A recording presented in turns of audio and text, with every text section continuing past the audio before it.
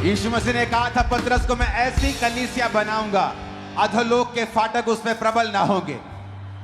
हमें लगता है कि परमेश्वर ऐसी बात कर रहा है कि अधोलोक आएगा और उसका कोई बंधन कलीसिया पे नहीं चलेगा। नो नो नो, परमेश्वर ऐसी बात नहीं कर रहा। वो कह रहा है अधोलोक के फाटक, जब आप दूसरे शहरों में जाते थे तो फाटक आपको रोकते थे, बॉर्डर रोकता था। परमेश्वर ने कहा कि ऐसी कलीसिया मैं बनाऊंगा कि शैतान जितने मर्जी फाटक लगा दे, तुम उसके फाटकों को चकनाचूर करके आगे बढ़ोगे। ये वो कलीसिया नहीं है जिससे जो शैतान से डरेगी, ये वो कलीसिया जिससे शैतान डरेगा और उसके फाटकों को हम नाश करेंगे यीशु मसीह के नाम में।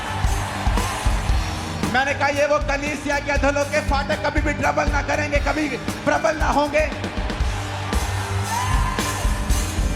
इसलिए परमेश्वर ने मूसा को कहा था, उसने कहा था स्टैंड स्टिल, उसने कहा था खड़ के परमेश्वर के कामों को देख। यहोवा तुम्हारे लिए लड़ेगा और वो तुम्हारे आगे आगे जाएगा। वो तुम्हारे लिए लड़ेगा, तुम्हें लड़ने की जरूरत नहीं होगी। अगर आप बाइबल को ध्यान से पढ़ें तो वचन शुरू करने से पहले एक बात मैं आपसे करना चाहता हूं।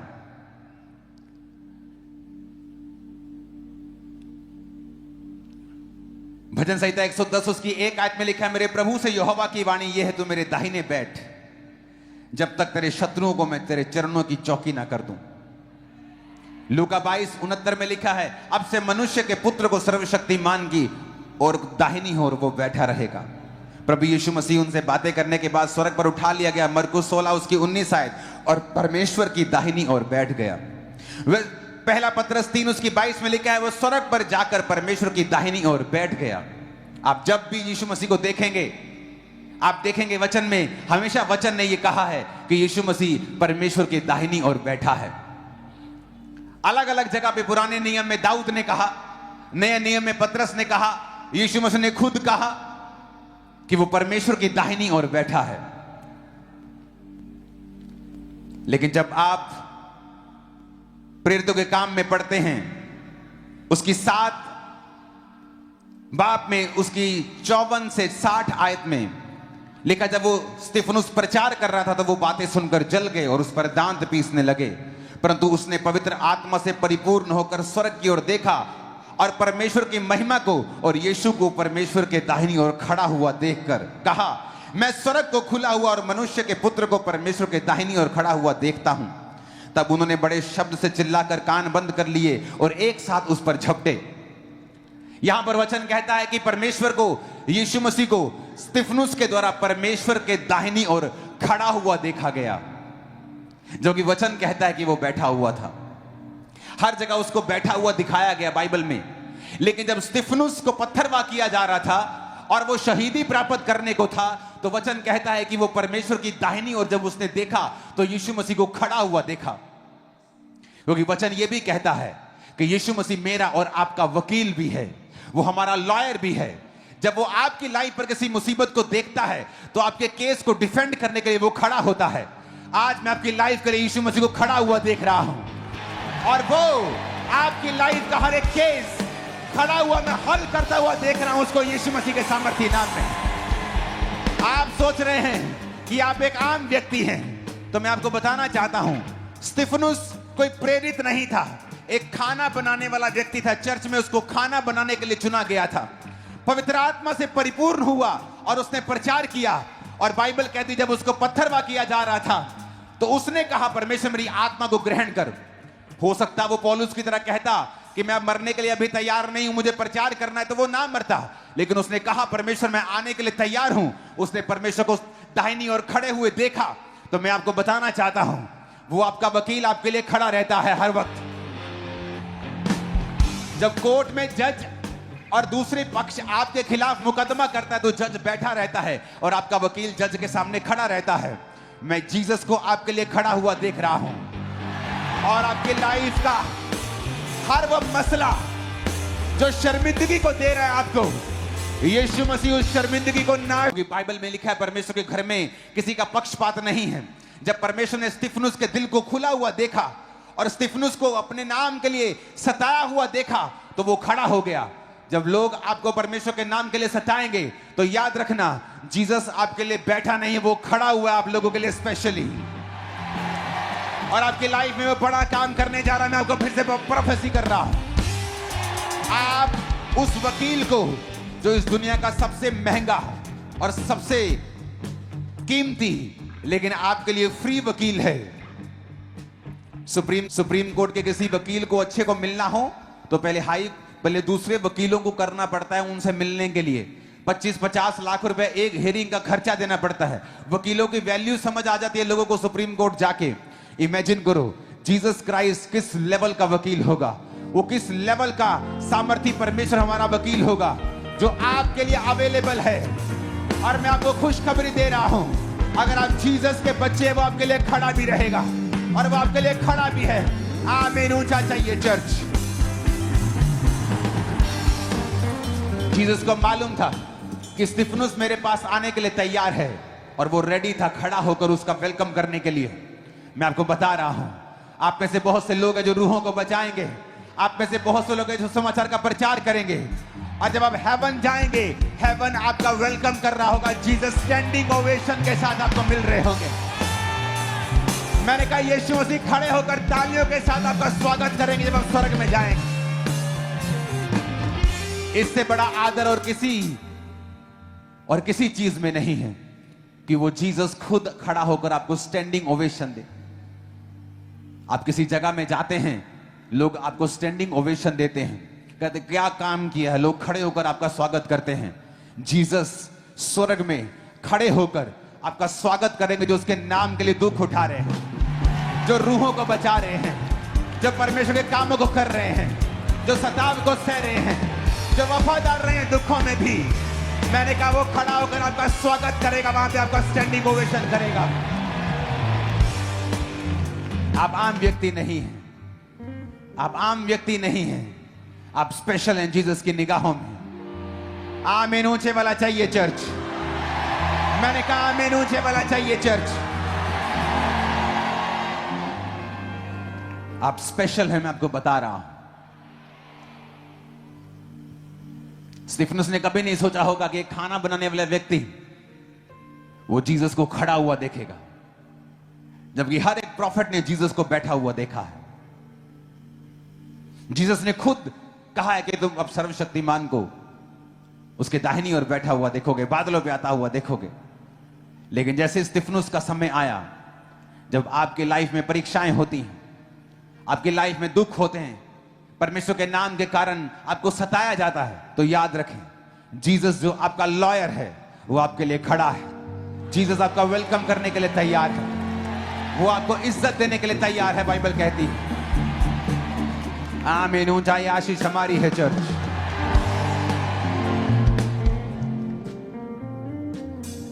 यीशु मसीह ने जो लाइफ हमारे लिए सोची है, जो इमेजिनेशन वो हमारे लिए करता है,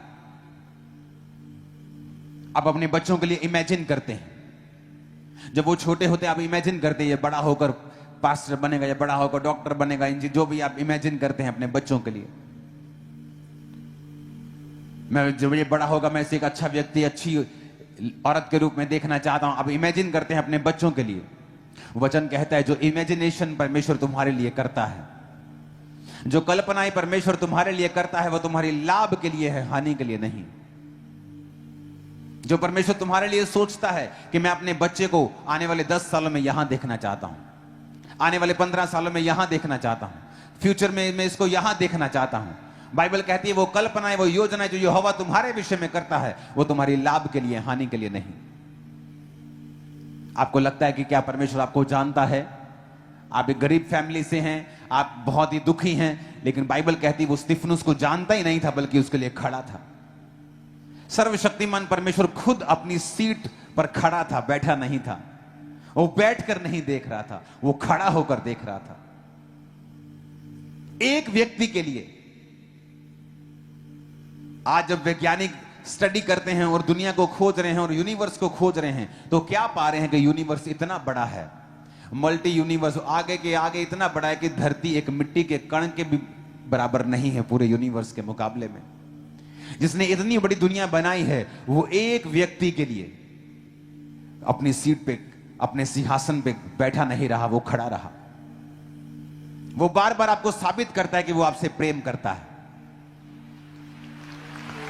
उसने आपके लिए जान दी, उसको जान देने की जरूरत नहीं थी। वो शैतान को पनिश कर सकता था, लेकिन बाइबल कहती वो तुम्हारे लिए ही पृथ्वी पर आया, कि तुम ना कहो कि परमेश्वर ने इंसान बनाकर बुरा किया। परमेश्वर क्या जाने इंसान की मुसीबतें, वो खुद इंसान बना। मनुष्य के बीज से नहीं जन्मा, कुंवारी के बीज से जन्मा, क्योंकि वो पवित्र परमेश्वर है। उसे धरती पर आने के लिए एक गर्भ के जरिए ही आना था, ताकि वो नेचुरल बर्थ हो, लेकिन मनुष्य के बीज से नहीं आना था, ताकि वो सुपर बर्थ भी हो। इसलिए उसे मनुष्य का पुत्र भी कहा जाता है और परमेश्वर का पुत्र भी कहा जाता है। वो मनुष्य का पुत्र था अपनी मां से, और परमेश्वर का पुत्र था अपने स्वर्गीय पिता से। हालेलुया। अब अगर आप इस बात को समझ जाएं कि अगर परमेश्वर एक खाना बनाने वाले इवेंजलिस्ट के लिए खड़ा हो सकता है, अपने सिंहासन पर खड़ा होकर उसको देख रहा है कि मेरा बेटा मेरे पास आ रहा है, मैं इसको वेलकम करने के लिए तैयार हूं। या आपकी लाइफ में जब कोई मुसीबत होती है, आपकी लाइफ में कोई परीक्षा होती है, जीसस को सब मालूम होता है, और वो देखता है, और वो खड़ा होकर देखता है। कई बार वो परमेश्वर आपसे इतना प्यार करता है।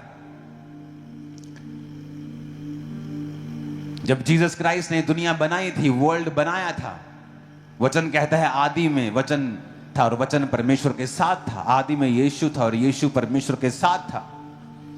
इब्रानी भाषा की बाइबल भी यही कहती है कि गॉड्स, यानी एक जन से ज्यादा वहां थे। परमेश्वर, यीशु मसीह, पवित्र आत्मा। तो परमेश्वर ने कहा उजाला हो जाए, तो लिखा वचन के बिना कुछ भी उत्पत्ति नहीं हुआ। तो वचन ने, यानी जीसस क्राइस्ट के बिना कुछ भी उत्पत्ति नहीं की गई, क्योंकि परमेश्वर को मालूम था कि यही प्रभु, यही जीसस जो मेरी जुबान है, जो मेरा मेरा मेरा वचन है। आदमी की बोलते ना एक ही जुबान होती, तो परमेश्वर की एक ही जुबान है जिसका नाम जीसस है, कि इस जुबान को मैं धरती पर देहधारी होकर भेजूंगा और ये मनुष्यों के लिए मारा जाएगा। तो इसीलिए उसने पहले से ही इंतजाम कर दिया था कि मैं वचन, मैं जुबान, मैं वचन धरती पर जाऊंगा और लोगों के लिए मारा जाऊंगा। और उसने मनुष्य का अवतार लेकर वो आया, मारा गया। वही परीक्षाएं सही जो आपने सही। वो भूखा रहा 40 दिन 40 रात, उसने भूख को सहा। रोगी रहा, बाइबल कहती है कि जब क्रूस पर उसको लटकाया गया तो लिखा रोग से उसकी जान पहचान थी। बाइबल कहती है उसने सब परीक्षाओं को एक आम आदमी की तरह अपने जीवन पे लिया, लेकिन कभी भी पाप में नहीं गिरा। और उसने शैतान के ऊपर फतह पाई, जीवित स्वर्ग पर गया, पवित्र आत्मा को भेजा, और वही पवित्र आत्मा आज मेरे और आपके बीच में रह के काम कर रहा है, प्रचार कर रहा है, हील कर रहा है, डिलीवर कर रहा है, छुटकारा दे रहा है, छुटकारा दे रहा है। कौन दे रहा है छुटकारा? मैं दे रहा हूं। कोई इंसान किसी को छुटकारा नहीं दे सकता अगर पवित्र आत्मा हमारे बीच में ना हो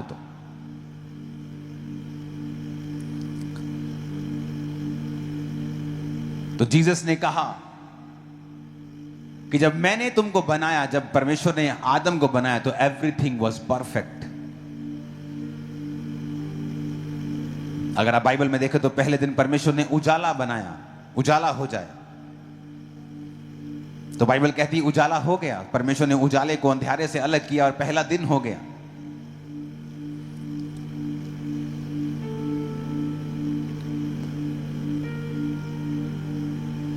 दूसरे दिन परमेश्वर ने पानी को अलग अलग किया, बादलों को और नीचे के पानी को अलग करके आकाश बनाया, तो बाइबल कहती दूसरा दिन हुआ। पेड़ पौधे बनाए, तीसरा दिन हुआ।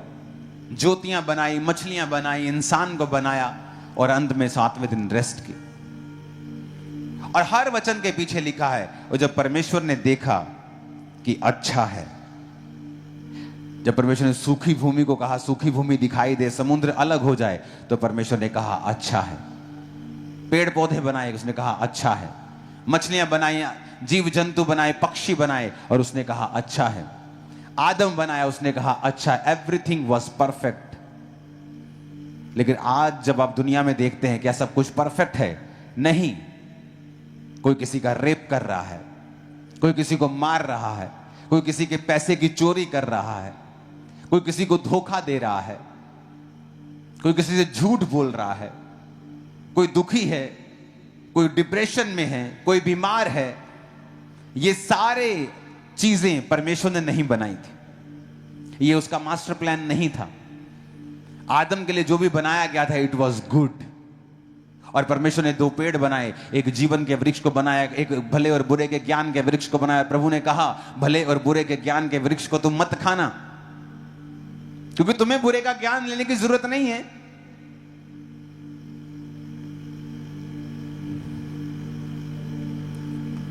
आप अपने बच्चों के साथ कहीं जा रहे हो तो रास्ते में किसी का एक्सीडेंट हो जाए, तो कोई मर आ जाए, तो आप बच्चे आपके पूछते क्या हुआ, आप उसको कभी नहीं बताते बेटा उसकी गर्दन हिल गई है, वो मर गया, उसका दिमाग बाहर आ गया, वो बंदे की आप बोलते हो बेटा तू चुप कर, तो अपना काम कर, किसी का एक्सीडेंट हुआ है। कि तूने बुरे से क्या लेना है, तूने बैड न्यूज से क्या लेना, तू अच्छी अच्छी बातों पे ध्यान दे, जहां हम घूमने जा रहे तो उस पर ध्यान दे, अपनी पढ़ाई पे ध्यान दे। तो यही परमेश्वर का मकसद था। परमेश्वर कहता था कि आदम तू गुड पे ध्यान दे, बुरे पे ध्यान क्यों देना है? बुरा तो बीमारी है, बुरा तो शैतान है, बुरी तो दुख है, रोग है, डिप्रेशन है, कमियां हैं, घटियां हैं, कर्जे हैं, बीमारी है, गरीबी है, ये बुरी चीजें। तुमने क्या करना है भले और बुरे का ध्यान देके? बेटा तू भले की ओर ध्यान दे। It was good, it is good, it is good, everything is made for you. हर चीज तो तेरे लिए बनाई है, तो अपना ध्यान दे, एंजॉय कर मेरी प्रेजेंस में। लेकिन सांप आया और उसने औरत को कहा अगर तू ये फल खा लेगी तो परमेश्वर के तुल्य हो जाएगी, क्योंकि परमेश्वर बुरे का ज्ञान रखता है, भले का, लेकिन तुझे बुरे का ज्ञान नहीं है। तो वो बेवकूफ समझ नहीं पाई कि मुझे लेना ही क्यों है बुरे का ज्ञान, मुझे क्यों समझना है बीमारी को, मुझे क्यों समझना है तकलीफ को, क्यों श्रापों को समझ, मैं क्या लेना है, जहां जाना नहीं राह क्यों पूछना है उस गली का मुझे। पर वचन कहता है उसने खाया, अपने पति को भी दिया। तो एक काम हुआ बाइबल में, जो पहली बार डर नाम का शब्द आया बाइबल में, फियर।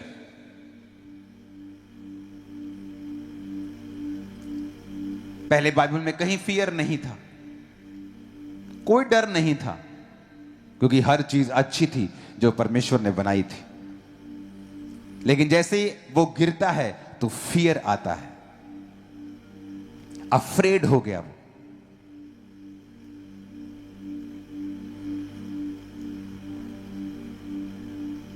इब्रानी भाषा में लिखा है यारे, मोरली वो डर गया वो बहुत, क्योंकि अब वो परमेश्वर से दूर हो चुका था।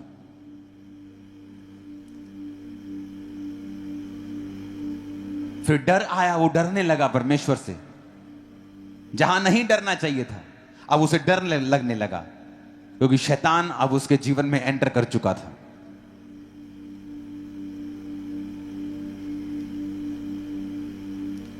उसके 2 बेटे हुए, पहले बेटे ने दूसरे को मार दिया, मर्डर एंटर किया। पहले मर्डर नहीं था। फिर कैन को भागना पड़ा, भगोड़ा होना पड़ा, और परमेश्वर ने कहा तू मुश्किल रोटी खाएगा, फाइनेंशियल ट्रबल। पास्टर जी मैं ज्यादा मेहनत करता हूं लेकिन फल नहीं, मैं अपनी लाइफ में बहुत मेहनत की लेकिन मैं कहीं खड़ा नहीं हूं। Sign of a cursed life, श्रापित जिंदगी का एक चिन्ह। परमेश्वर ने नहीं बनाया, आदम ने चुना उस शराब को। मर्डर फैमिली में आया जब उसने पाप किया। कैन को भागना पड़ा और परमेश्वर ने कहा तू भगोड़ा ठहरेगा, लेकिन तेरे को कोई मार नहीं सकेगा, मैं तुझ पे एक चिन्ह ठहराऊंगा।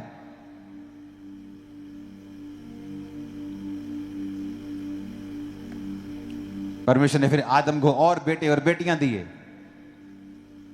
लेकिन वो पाप जो ब्लड में आ चुका था वो कभी गया नहीं।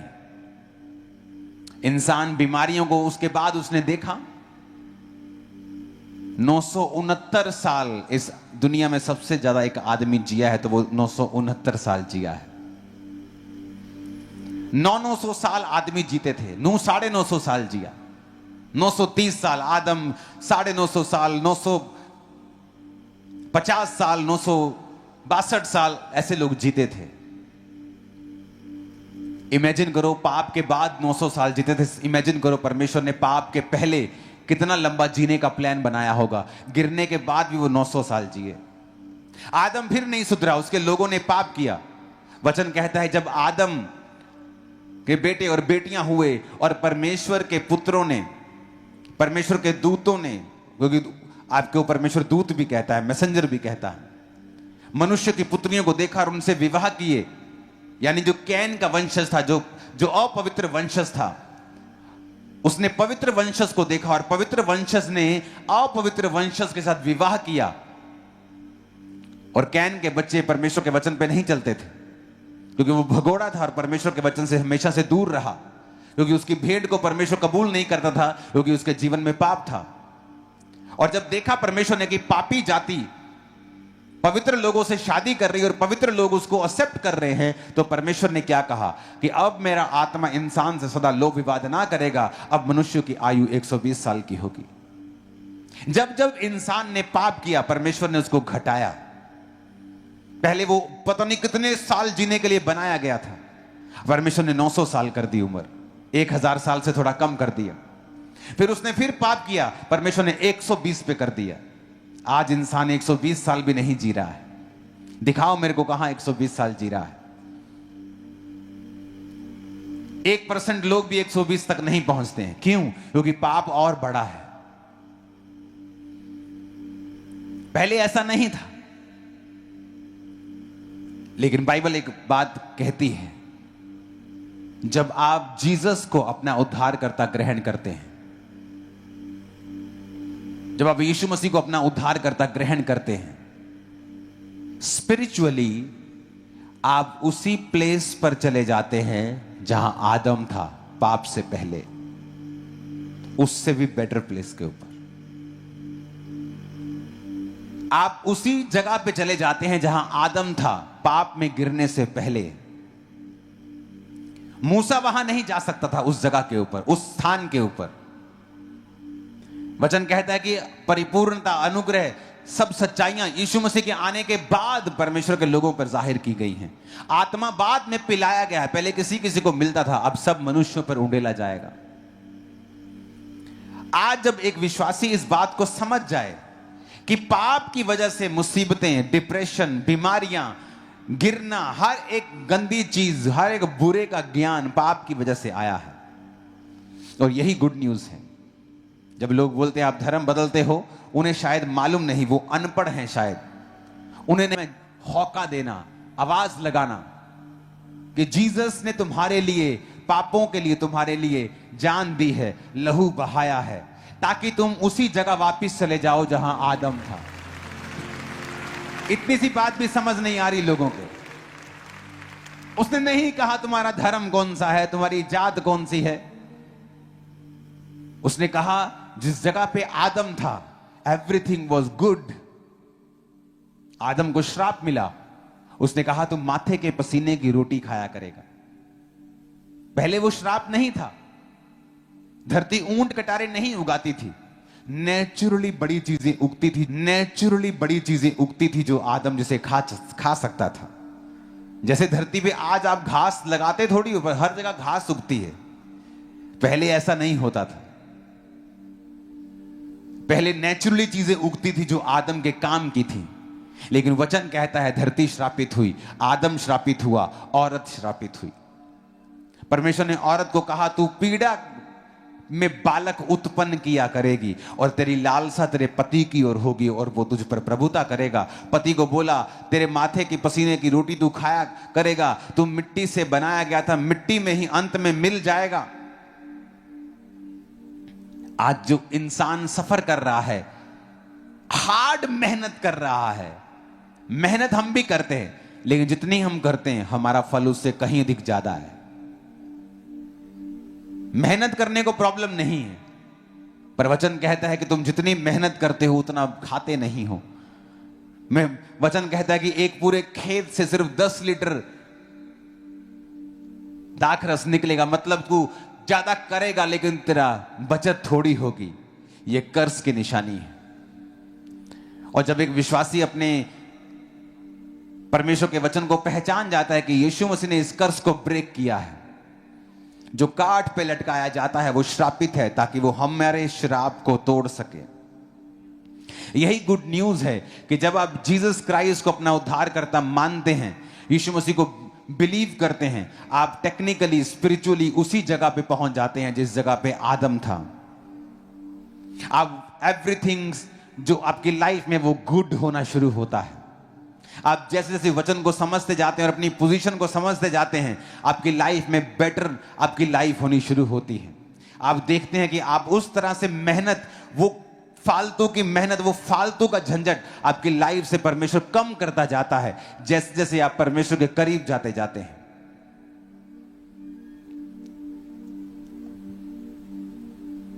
मैंने देखा है इंसान को मेहनत करके कमाते हुए, सफर करते हुए, और मैंने मसीही लोगों को भी देखा है मेहनत करते हुए, लेकिन जो इनकी मेहनत है वो ज्यादा फल दे रही है। वो माथे के पसीने के बिना है, टेंशन के बिना है। आपकी लाइफ में एक बात को आप हमेशा याद रखना,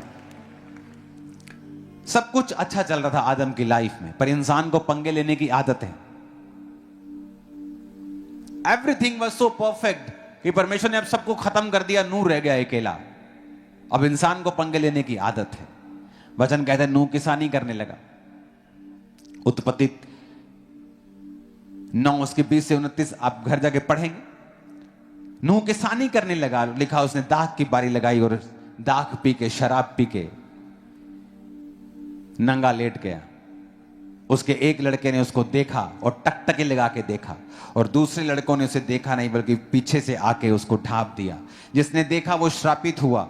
और अंत में परमेश्वर ने जो अब्राहम से कहा था मैं कनान देश तुझको दूंगा, वो वही कनानी थे जो उस बेटे के कनान के वंश से। अगर आप बाइबल ध्यान से पढ़े तो एक छोटे से पाप ने आदम के जीवन में बड़ा काम किया और परमेश्वर से दूर कर दिया, और यही पाप अब नूह के बच्चे के लाइफ में किया और उसने अपने पूरे वंश को श्रापित कर दिया। पाप बहुत चीजें करता है जो आपकी लाइफ में होती हैं। वो आपको घटाता है, माइनस करता है, स्ट्रगल देता है आपको। जिस दिन आप माइंड डिसिप्लिन सीख लेते हैं, फिजिकल डिसिप्लिन सीख लेते हैं, 2 चीजें आपको सीखनी जरूरी है, वेरी इंपॉर्टेंट। माइंड का डिसिप्लिन, कि आप फिजिकली तो व्यभिचार में नहीं हैं, पर दिमाग हर वक्त गंदा सोचता है। आप हर वक्त दिमाग में व्यभिचार करते हैं तो आपको बड़ी मुसीबतों का सामना करना पड़ेगा, आपको बड़ी सारे स्ट्रगल का सामना करना पड़ेगा। आप बहुत से स्ट्रगलिंग आपकी लाइफ होगी। आप परमेश्वर के जन होंगे, आप चर्च भी आ रहे होंगे, आप हालेलुया आमीन भी बोल रहे होंगे, बट स्ट्रगलिंग लाइफ आपका हिस्सा होगी क्योंकि आपने अपने माइंड को डिसिप्लिन नहीं किया। इसलिए वचन कहता है जो बातें मन भावनी हैं, जो बातें सुहावनी हैं, जो सद्गुण और प्रशंसा की बातें हैं, उन्हीं पर अपना ध्यान लगाया करो। तुम्हारे मन के नए होने जाने से तुम्हारा चाल चलन भी बदलता जाए। मन को बदलना, सबसे अधिक अपने मन की रक्षा कर, क्योंकि जीवन का मूल स्रोत तेरा मन है। मन से ही जीवन जल की नदियां बहेंगी और मन से ही व्यभिचार भी बहेगा। परमेश्वर ने कहा अगर तू किसी स्त्री पर कुदृष्टि देखे, उसे कुदृष्टि डाले और तू अपने मन में उससे व्यभिचार कर चुका। फिजिकल व्यभिचार के कॉन्सिक्वेंस, उसका असर थोड़ा ज्यादा है लोगों की लाइफ में, लेकिन जो मेंटल व्यभिचार में है उनकी लाइफ पर भी स्ट्रगल है उस व्यभिचार का जो वो मन में करते हैं। डिसिप्लिन रखना अपने माइंड को। आप देखेंगे आपकी लाइफ में किस तरह से भी रिजल्ट आना शुरू होता है, और ऐसा रिजल्ट जो शॉकिंग होगा, वेरी शॉकिंग। आप हैरान हो जाएंगे कि मैं इसके काबिल नहीं हूं, मैं ये चीज नहीं ले सकता था, मैं ये काम नहीं कर सकता, लेकिन परमेश्वर ने किया है। Very shocking result. आप हैरान हो जाएंगे, आपको मालूम होगा कि ये काम परमेश्वर ने किया है। वो तो कहता है मेरा भय मान, मेरी आज्ञाओं पे चल, तो तू मनुष्य और परमेश्वर दोनों का अनुग्रह पाएगा। मनुष्य भी आप पर अनुग्रह करेंगे और परमेश्वर भी आप पर अनुग्रह करेगा। कृपा और सच्चाई तुझसे अलग ना हो। अपने गले का उनको हार बना, हृदय में पट्टियों पे लिख, हृदय मन पे लिख, वचन को हृदय पे लिख और उस पर मनन कर, उसको सोच। सिर्फ व्यभिचार शरीर का नहीं होता, मन में भी कुछ लोग व्यभिचार में, मैंने देखा है बहुत से लोगों को, बहुत से यूथ को जिनके साथ मैंने सेवकाई को शुरू किया था, परमेश्वर में आया था, कुछ तो शारीरिक रूप से व्यभिचारी थे, लेकिन कुछ शारीरिक रूप से व्यभिचारी नहीं थे और मन से व्यभिचारी थे। और उन्होंने स्ट्रगल किया अपनी लाइफ में, और मेरे को तब आंसर नहीं मालूम थे कि अगर ये व्यभिचार में है और ये स्ट्रगल कर रहा है तो ये क्यों स्ट्रगल कर रहा है, ये तो व्यभिचार में नहीं है। पर आप मन से व्यभिचार करेंगे सारा दिन तो is equal to, not fully equal, लेकिन वो तकरीबन वहीं पहुंच जाएगा जो आप शारीरिक व्यभिचार में। क्योंकि बाइबल कहती है जैसा आप मन में सोचते हैं आप वैसे बन जाते हैं। अगर आपका माइंड डिसिप्लिन में है, आपने माइंड को डिसिप्लिन किया हुआ है, आप क्या सोचेंगे आप डिसाइड करेंगे। आज किस चीज पे मन लगाएंगे आप डिसाइड करेंगे। आज आप क्यों डिसाइड नहीं कर पा रहे हैं, आज क्यों आप डिसिप्लिन नहीं कर पा रहे हैं, जीसस ने जो आपके लिए पोजीशन तय की है आदम की, आप क्यों उसका फायदा नहीं ले पा रहे हैं? बिकॉज आप परमेश्वर की प्रेजेंस में बैठते नहीं हैं। जिस दिन आप रोज कभी ये नोटिस करके देखना, जब भी आप प्रार्थना करने के लिए बैठो 2.5-3 घंटे लगातार बैठो परमेश्वर की प्रेजेंस में, कभी नोटिस करके देखो। जो वचन मैं आपको सिखा रहा हूं ये प्रैक्टिकल आपको मैं लाइफ कोचिंग दे रहा हूं। आप कभी प्रार्थना में बैठें तो 2.5-3 घंटे लगातार बैठ कर देखें, वर्शिप से शुरुआत करें जिस तरह आपको बताया गया था। थैंक्स गिविंग करें परमेश्वर का, कुड़कुड़ाए नहीं, मरमर ना करें परमेश्वर के सामने, बैठें, वर्शिप करें, प्रार्थना करें, बाइबल पढ़ें, फिर प्रार्थना करें। 2.5 घंटे बैठकर देखें, आप देखेंगे स्ट्रगल बिल्कुल गायब हो जाएगा। आप देखेंगे, नोटिस करें। आपकी लाइफ में स्ट्रगल इसलिए है क्योंकि आपकी लाइफ में परमेश्वर की प्रेजेंस नहीं है, और परमेश्वर की हुजूरी जो है वेरी इंपॉर्टेंट। आदम की लाइफ में परमेश्वर की प्रेजेंस थी, वो काम करता था, लेकिन बाद वाला नहीं जो परमेश्वर ने कहा तो माथे के पसीने की रोटी खाया करेगा। हालेलुया। मैं आपको बता रहा हूं एक एक वर्ड, अगर आप यीशु मसीह को पहचान लें, आप उसके वचन को समझ लें, आपकी लाइफ में इतना जबरदस्त काम होगा आप इमेजिन नहीं कर सकते। आपको वचन की नॉलेज होनी चाहिए। 2015 में जब मेरी वाइफ प्रेग्नेंट थी सोफिया से, तो हम जब डॉक्टर के पास गए डिलीवरी टाइम, तो उसने कहा अभी कुछ घंटे लगेंगे, आप इनको लेबर रूम में रखते हैं। तो डॉक्टर साहब का घर भी उसी हॉस्पिटल के ऊपर ही था। तो वो चली गई खाना वाना आप अपना फैमिली के साथ, सुबह का टाइम था नाश्ता करने के लिए। तो उसे मालूम था कि अभी 6-7 घंटे 8 घंटे लगेंगे। तो जब नर्स ने जाके बताया कि नहीं, डॉक्टर को बताया कि बेबी जो है वो डिलीवर होने वाला है विदाउट पेन किलर, कोई पेन किलर नहीं लिया, कोई मेडिसिन नहीं ली, मिनट्स में डिलीवरी हुई विदाउट पेन। आप इमेजिन कर सकते हैं? परमेश्वर ने कहा था कि तू पीड़ा करके बालक उत्पन्न करेगी, लेकिन यह प्रभु की सिद्ध इच्छा नहीं थी।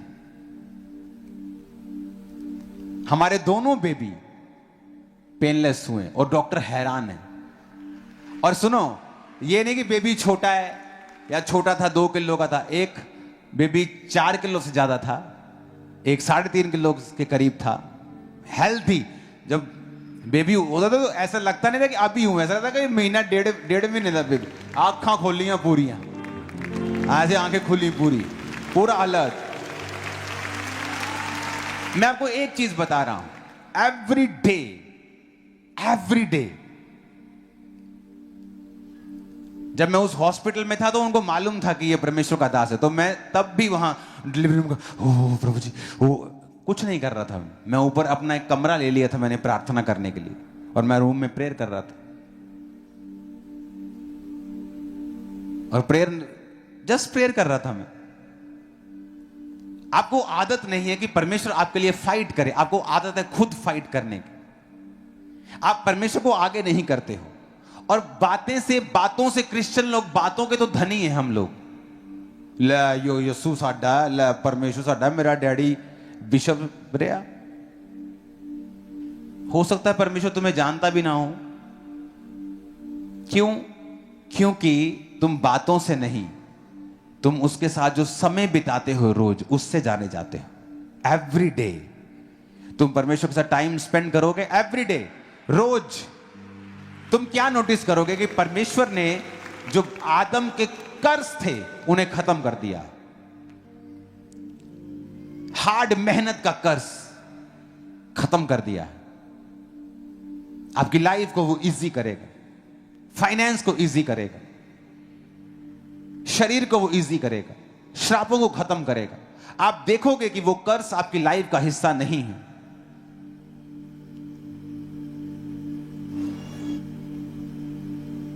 हालेलुया।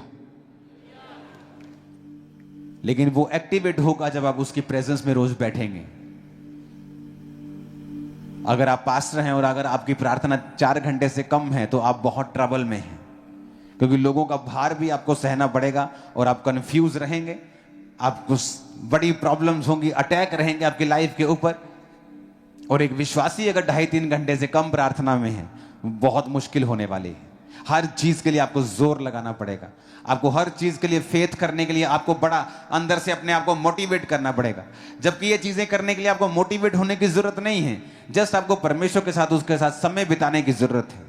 माइंड को डिसिप्लिन रख के चलना है, बॉडी को डिसिप्लिन करना है और परमेश्वर के साथ समय को बिताना है। आप देखेंगे किस तरह से प्रभु काम करता है। प्रैक्टिकली आप देखोगे वही सेम काम, सेम बिजनेस, सेम फैमिली किस तरह से परमेश्वर की जिंदगी में काम करना शुरू करता है। आप प्रभु के हाथ को देखोगे जो पहले नहीं था, आप वो काम देखोगे, वो फेवर देखोगे जो पहले नहीं थे। और परमेश्वर आपको बताएगा कि अब तो उसी पोजीशन पे आ गया जहां आदम था। कभी पंगे मत लो जब लाइफ में शांति हो।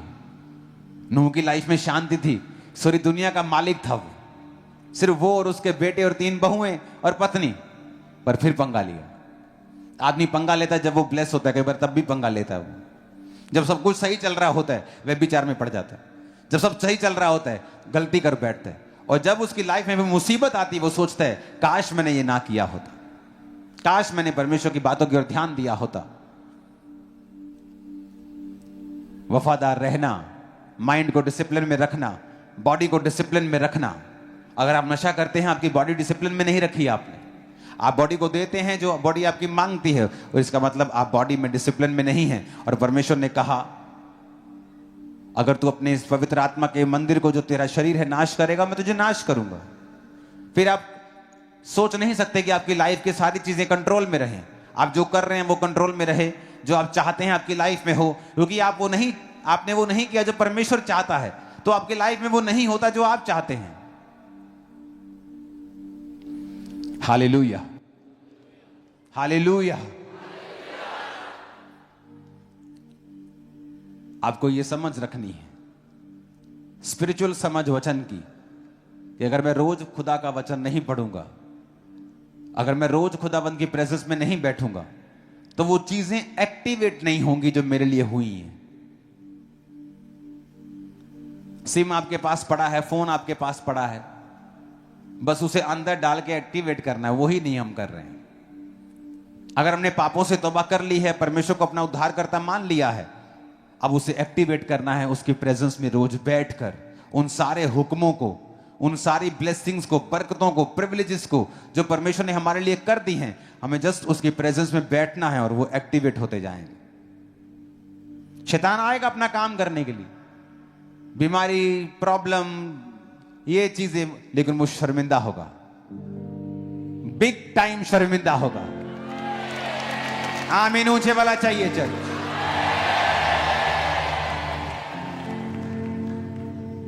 हालेलुया।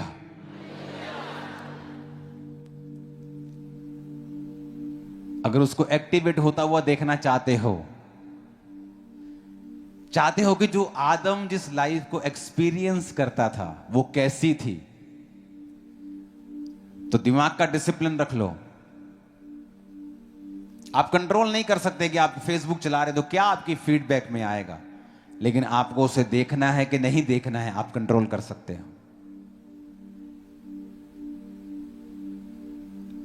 आप मक्खियों को भिन भिनाने से रोक नहीं सकते, लेकिन आप पर वो बैठेगी कि नहीं, आप इसे रोक सकते हो। कोई विचार शैतान आपके दिल में डाले, आप इसे रोक नहीं सकते, लेकिन उस विचार को कितना आगे लेके जाना है या उसे कैंसिल कर देना है, ये आपके हाथ में है। कोई आपसे बुरा करता है, आपको अब देखना है कि आपको अपना माइंड करप्ट करना है और बदले का बदला बदला करना है, तो ये आपके हाथ में है। या माफ करके आगे बढ़ना है, ये आपके हाथ में है। माइंड डिसिप्लिन कर लिया और शरीर डिसिप्लिन कर लिया। शरीर को वो खाने को देना है जो इसको हेल्थी रखे, शरीर को वो देना है जो इसको नुकसान ना दे, और इसका ध्यान रखना है। जब माइंड डिसिप्लिन हो गया, शरीर डिसिप्लिन हो गया, आप प्रभु की प्रेजेंस में रोज बैठना शुरू हो गए। अगर पास में है तो कम से कम 4 घंटे, अगर आप 5 घंटे बैठ सकते हैं तो बेस्ट है, अगर आप बिलीवर है तो 2.5-3 घंटे करके देखो, प्रैक्टिकल करके देखो, करके देखो। ऐसा 1 महीना, मैं नहीं कह रहा साल, 1 महीना भी ज्यादा है, करके देखो। 10 दिन चेंज हो जाएगी लाइफ तुम्हारी। 10 दिन करके देखो, तुम्हें 10 दिन में समझ आ जाएगा। 10 दिन में, इन 10 डेज तुम्हें समझ आ जाएगा। दाऊद क्यों इतना कॉन्फिडेंस में था कि मैं इस गोलियत को मार दूंगा? क्योंकि उसने भालू को मारा, शेर को मारा। वो कॉन्फिडेंस कहां से आया? प्रैक्टिकल करके। आप जब प्रैक्टिकल करेंगे, माइंड डिसिप्लिन, बॉडी डिसिप्लिन, 2.5 घंटे रोज, 3 घंटे प्रार्थना, आप 10 दिन करके देखेंगे, आपको फर्क समझ आने लगेगा, प्रैक्टिकल हो जाएगा।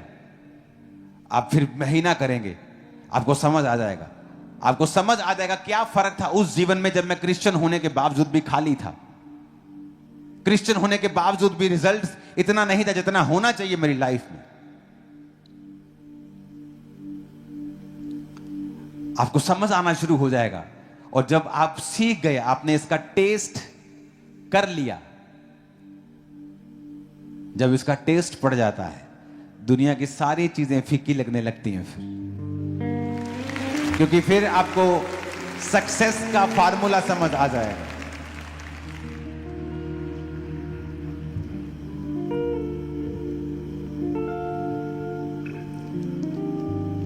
आज जब आप बहुत अधिक बढ़ जाते हैं, बहुत अधिक आप फैल जाते हैं, तो आप नोटिस करते हैं कि आप हर चीज को कंट्रोल नहीं कर सकते। पुराने समय में जब राजाओं के सल्तनतें होती थी, तो कई बार छोटी सी मुसीबत ही उन्हें मार देती थी, जब परमेश्वर उनकी लाइफ में नहीं होता था। और जब प्रभु उनकी जिंदगी में होता था, बड़े बड़े तूफान टल जाते थे, बड़े बड़े राजा घुटने टेक देते थे। और जब प्रभु जीवन में नहीं होता था, तो छोटे से राजा को मारने जाते थे कि इसको तो हम मार देंगे, वही उनके छक्के छुड़ाता था, वही हरा देता था उनको। तो लोगों को समझ आने लगती थी कि ना बल से ना शक्ति से, बल्कि परमेश्वर की आत्मा के द्वारा सब कुछ होगा। आपको फिर समझ आने लगती है कि मैं अपनी लाइफ की हर चीज को कंट्रोल नहीं कर सकता हूं। आपके बच्चे ट्यूशन पढ़ने जा रहे हैं, कौन सी गाड़ी उन्हें क्रॉस करेगी आप कंट्रोल नहीं कर सकते। जिस रेडी से वो खाएंगे, उसमें कितने कीटाणु होंगे उस खास गिलास में, आप कंट्रोल नहीं कर सकते। ये चीजें कंट्रोल में रहेंगी जब आप परमेश्वर के कंट्रोल में होंगे। आप मेरी बात को समझो, ये चीजें कंट्रोल में रहेंगी आपकी लाइफ में। और इसीलिए आप जितना बढ़ते जाते हैं, आपको यह मालूम होता जाता है कि मैं सब कंट्रोल नहीं कर सकता, मुझे सिर्फ परमेश्वर की प्रेजेंस में रहना है। आप सीखते हैं कि मैं कुछ नहीं कर सकता हूं, मैं रूल बना सकता हूं, सिस्टम बना सकता हूं, अपना हार्ट बता सकता हूं, मेरी डिजायर ये है, लेकिन कंट्रोल नहीं कर सकता हूं। कंट्रोल वही कर सकता है जिसने दुनिया को बनाया है। आप अपनी लाइफ में अपने बच्चों को हर चीज नहीं कंट्रोल कर सकते। आपने स्कूल भेजा है, कॉलेज भेजा है, आप कंट्रोल नहीं कर सकते कौन उनसे बात करेगा और वो क्या बात करेगा। जिन बच्चों ने अपने माता पिता को छोड़ा है, क्यों छोड़ा है? क्योंकि उनके दिमाग में कुछ है, और वो कहां से आया? किसी ने तो डाला। ऐसा कैसे हो सकता है? वो किसने डाला? किसने तो डाला। एक व्यक्ति चोरी करने को पाप नहीं समझता, किसने डाला दिमाग में? किसने तो डाला। थॉट्स। मैं लोगों को बोलता हूं, आपके बच्चे विनाश से एक कदम दूर हैं अगर आपको यह मालूम नहीं कि उनके दोस्त कौन हैं। क्योंकि जिस दिन वो अपना थॉट इंपार्ट करेंगे और आपके बच्चे को यह नहीं पता कि मुझे इसे कैंसिल करना है, इस सोच को, इस थॉट को, आप गए। इसलिए बच्चों को चर्च का हिस्सा बनाओ कि जब ऐसी सोच उन पर डाली जाए उन्हें वचन याद आए कि यह गलत बोल रहा है। हां, वचन याद आए कि नहीं, हमारे पास्टर हमें ऐसा नहीं सिखाते हैं।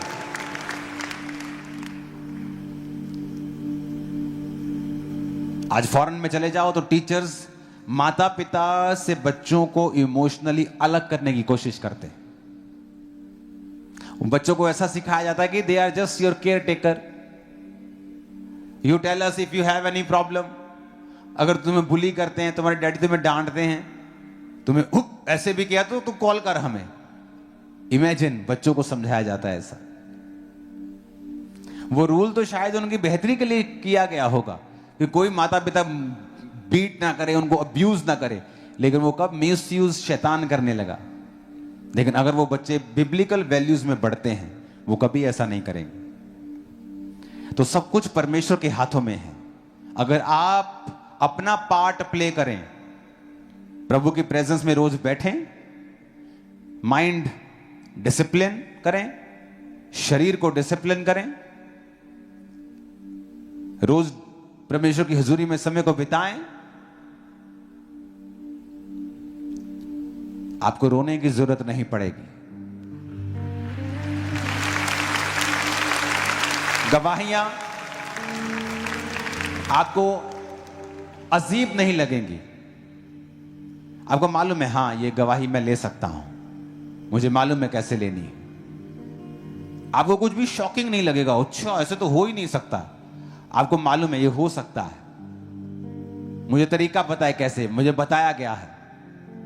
दिमाग को डिसिप्लिन रखना है, शरीर को डिसिप्लिन रखना है और रोज खुदा की प्रेजेंस में बैठना है, सब एक्टिवेट हो जाएगा। तैयार हो? तैयार हो? मैंने कहा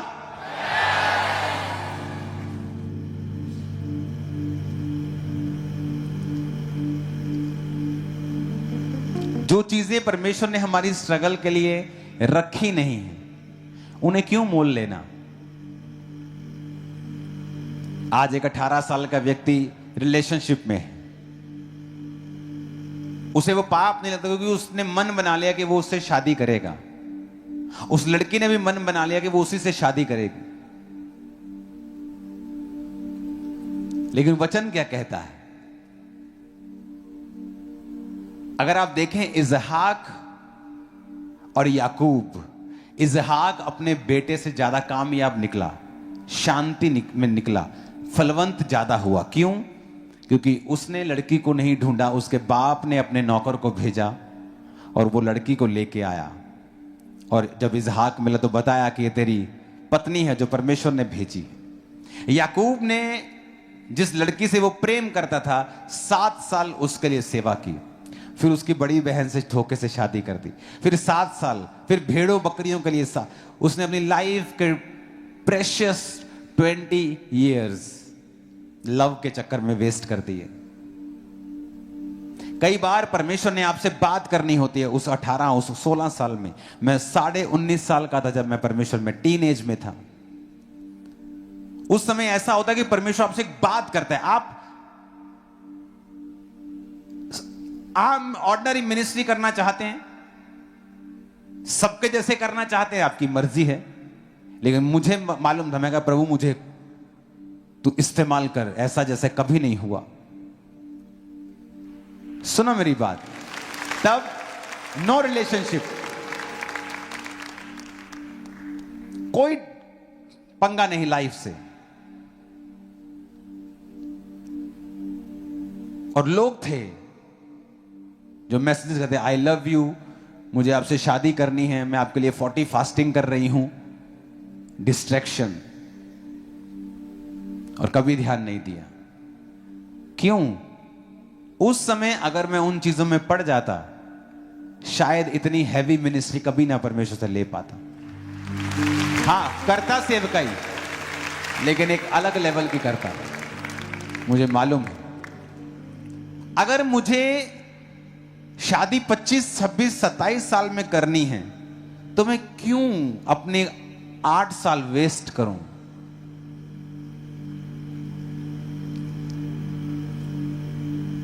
उसके भाई की जॉब करते हैं, फिर ये उसके भाई की आगे ट्यूशन, तो हाँ आगे हुन किथे है तू, मैं हुन घर बैठी हाँ, ठीक है, चेक कर दे किथे आओ।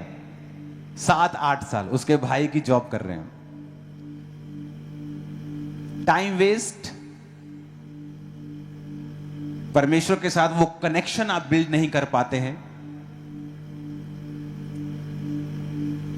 जब आपको मैरिज करनी है, आप 5-7 साल खुदा का काम करें, प्रार्थना करें, बेस्ट लाइफ पार्टनर आपके सामने होगा जब मैरिज करनी है। आप हैरान होंगे कि ये खुदा ने रखा हुआ था आप लोगों के लिए, पर ये आपकी मर्जी है, ये इट्स योर चॉइस।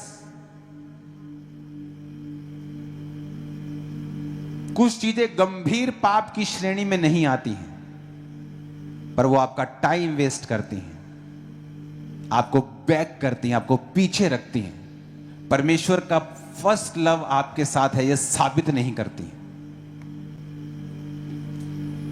हाथों को उठाओ। माइंड डिसिप्लिन, बॉडी डिसिप्लिन, और रोज खुदा की हुजूरी में लंबे समय के लिए बैठना। कहो मैं पिता ऐसा ही करूंगा, ऊंची आवाज में कहो, अंगीकार करो।